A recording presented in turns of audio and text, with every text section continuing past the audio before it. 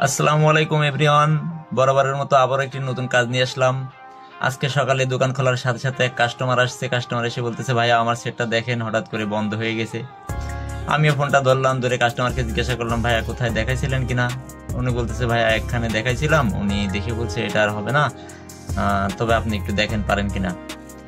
আমি সেটটা খুললাম, সেটটা খুলে বরাবর মাপ চোখ দিয়ে দেখলাম যে না, মোটামুটি ফ্রেশ কন্ডিশন আছে। তবে সেটটার শেপ গার্ড টার্ডগুলো সবগুলো খোলা হয়েছে, প্রত্যেকটা আইসিতে মোটামুটি হিট দেওয়া হয়েছে, সার্ভিসিং করা হয়েছে, কিন্তু উনি সেটটা চালু করতে পারে নাই। তবে তারপরেও ওই টেকনিশিয়ানকে ধন্যবাদ জানাই এই কারণে যে টেকনিশিয়ানটা আসলে কোনো কিছু নষ্ট করে নাই। উনি দেখছে, পারে নাই, ফেরত দিয়ে দিয়েছে যে ভাইয়া এটা আমার কাছে হবে না, আপনি অন্য কোথাও দেখাইলে দেখাতে পারেন। যাই হোক, আমি আমার মতো দেখলাম।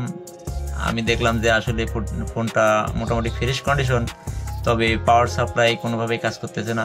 আমি ইনপুট আউটপুট ভোল্টেজগুলো মাপজোক দিলাম, দেখলাম ইনপুট ভোল্টেজ ঠিক আছে, আউটপুট ভোল্টেজ ফ্ল্যাগশিপ করতেছে, বাফারিং করে। প্রথম অবস্থায় সেটটা দেখার পরে আমিও একটু অভক্তি করছিলাম যে আসলে অনেকটা ঘাটা।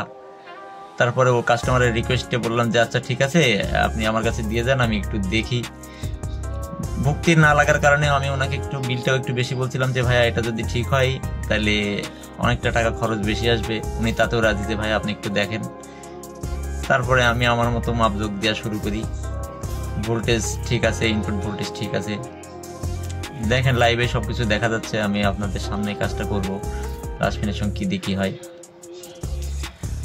পরে সবকিছু মাপজোক দিয়ে দেখলাম যে ভোল্টেজ, আউটপুট ভোল্টেজ গুলো বাফারিং করে, আউটপুট ভোল্টেজ ঠিকঠাক দিতে পারছে না পাওয়ার আইসি। তার মানে আমার আর বুঝতে বাকি নেই, নিশ্চিত আউটপুট লাইনে কোনো শর্টিং আছে অথবা ডাটা লাইনে কোনো ঝামেলা আছে। আমি সাথে সাথে স্কিমেটিক বের করলাম। স্কিমেটিক বের করে আগে ডাটা লাইন, ব্যাটারি লাইনগুলো, ভোল্টেজ লাইন, ডাটা লাইনগুলো সব কিছুই দেখতেছি যে আসলে লাইনটা কোথায় কোথায় গেছে, শর্টিংটা কোথা থেকে আসছে। স্কিমেটিকটা দেখে মোটামুটি কিছুটা আয়ত্তে নিলাম যে এই লাইনটা আমার আগে চেক করতে হবে। আমি স্কিমেটিকটা খুব ভালোভাবে দেখলাম। তারপরে আমার কিছুটা সন্দেহ হলো ডাটা লাইনের উপর, যে হয়তো বা ডাটা লাইনে কোনো ঝামেলা করছে, কারণ ফোনের যে রিডিং আসছিল সে অনুযায়ী আমার ডাটা লাইনটা সন্দেহ হচ্ছিল। আমি স্কিমেটিক দেখার পরে সাথে সাথে মিটার ধরি এবং বোর্ডটাকে মাপজোক দেওয়া শুরু করি, এবং মাপজোক দেওয়ার পরে শুরু করে যেটা সন্দেহ করছিলাম সেটাই। মাপজোক দেওয়ার পরে দেখলাম যে আসলে আমার ডাটা লাইনের মধ্যে ঝামেলা আছে, এই লাইনটা সমস্যা করতেছে। আমি মাপ দিয়ে দেখি যে এখানে শর্টিং ইস্যু দেখাচ্ছে, ডাটা লাইনের সাথে সম্পর্কিত যত কম্পোনেন্ট ছিল সবগুলো শর্ট দেখাচ্ছে।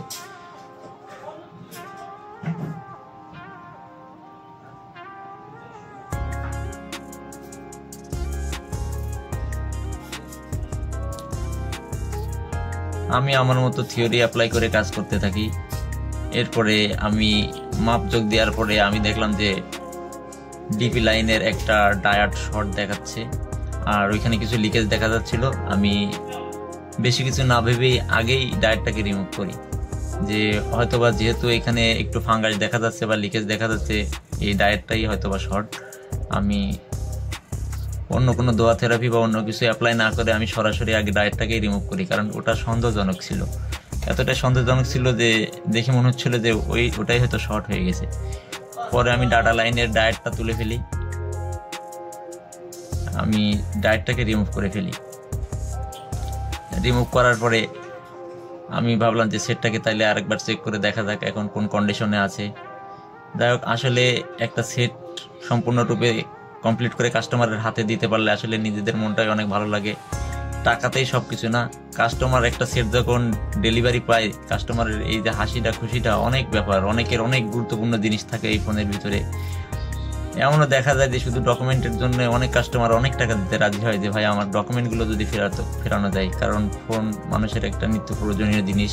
এখানে মানুষের বিভিন্ন ডকুমেন্টস থাকে, মানুষের অনেক স্মৃতি জড়ায় থাকে। তারপরে আমি ডায়োডটা রিমুভ করার পরে আমি আরেকবার লাইনগুলোকে চেক আপ করি যে লাইনগুলো শর্ট দেখাচ্ছিল। আমি মাপজোক দিয়ে দেখার পরে দেখলাম যে না, আর শর্ট টট নেই, আমার শর্টটা রিমুভ হয়ে গেছে। এখন আর শর্টটা নাই।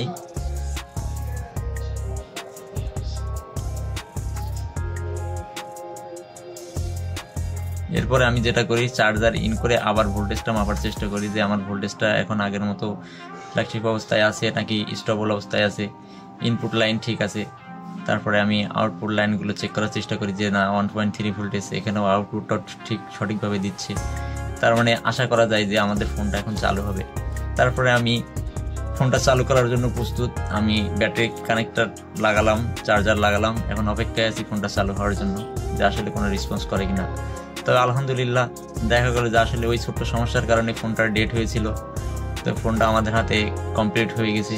কিন্তু আসলে প্রথম অবস্থাতে তো নিজেকেই অভক্তি লাগছিল, হয়তো বা আইসি হিট রিহটট করে আইসির বলগুলো নষ্ট করে ফেলছে কিনা, ড্যামেজ করে ফেলছে কিনা। তবে ওই টেকনিশিয়ানকে আবারও ধন্যবাদ জানাই যে সে কাজ না বুঝলেও অন্য কিছু নষ্ট করে নাই বা ওভারহিট দিয়ে কোনো আইসি ক্ষতিগ্রস্ত করে নাই। কাস্টমারের সেটটা সুন্দরভাবে রান করতে পারছি। আর নিজেদের কাছে অনেকটাই ভালো লাগে এরকম কাজগুলো উঠাই দিতে পারলে, যেহেতু আরেক জায়গা থেকে ফেরত আসছে। কাস্টমারও অনেক খুশি ফোনটার জন্য। যাই হোক, সবাই ভালো থাকবেন। আজকের কাজটা এই পর্যন্তই শেষ। আবারও কথা হবে অন্য কোনো কাজ নিয়ে, অন্য কোনো ভিডিওতে। সেই পর্যন্ত সবাই ভালো থাকবেন, সুস্থ থাকবেন। যারা সার্ভিসিং রিলেটেড ভিডিও দেখতে পছন্দ করেন তারা আমার চ্যানেলটা ঘুরে দেখতে পারেন, আমার চ্যানেলটাকে সাবস্ক্রাইব করে রাখতে পারেন, অথবা বেল বাটন যদি অন করে রাখেন তাহলে নেক্সট কোনো ভিডিও ছাড়লে আপনার সামনে পৌঁছে যাবে। আল্লাহ হাফিজ।